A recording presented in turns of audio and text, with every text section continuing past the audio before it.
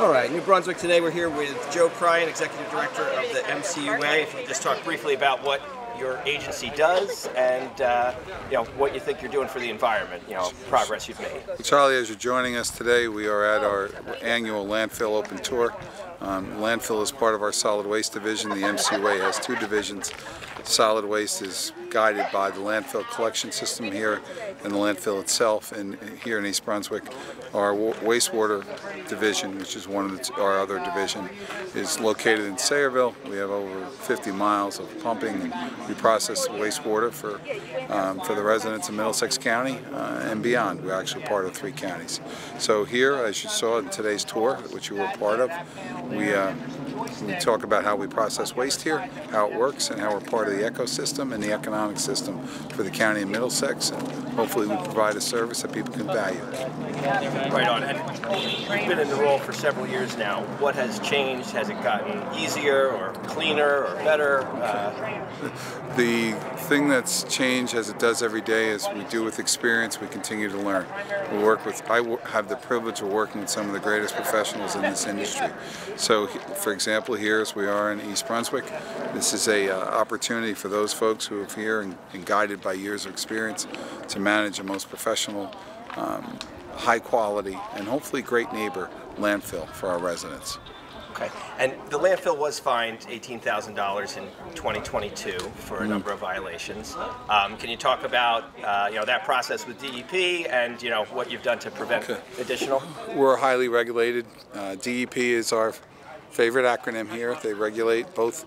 For the MCUA, they regulate both processes, both in wastewater and here. Candidly, well, we certainly wouldn't dismiss any fine. That's not a big number in this industry. And the reality of it is that we're proud of the record we've accomplished here. We're proud of what we contribute. Folks don't realize that the gas that's created here is actually used to generate electricity at the Sayreville site. It's piped underneath the Raritan River, as you learned in today's tour. And as a result of that, it helps us be environmental friendly and great neighbors. Yeah, and I learned also today this is the state's largest landfill. That's correct. And it's getting bigger every day.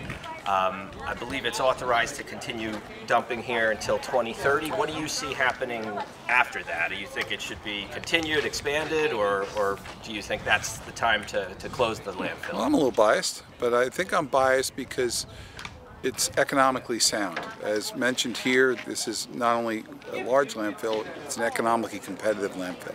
We have the opportunity, thanks to the folks well before me, that generated and had a vision in Middlesex County and continue to do so, our commissioners and the MCUA Board of Directors, that provides an economically viable opportunity to get rid of our trash. So whether 2030 happens or not, look, technology will ultimately decide, and I'm sure folks smarter than I'll say you and me will figure out some other way to do that. Until they do, I think the viability of this landfill creates an economic opportunity and certainly an environmentally friendly opportunity, and will probably have to stay. And the last question I wanted to ask about the Middlesex County Municipal Joint Insurance Fund. I know the MCUA was a part of it and has left. I know there was a lot of drama and sort of dispute between the two agencies. What's the status of that dispute? We're in a different. We've moved on to a more competitive and stronger insurance group to be with.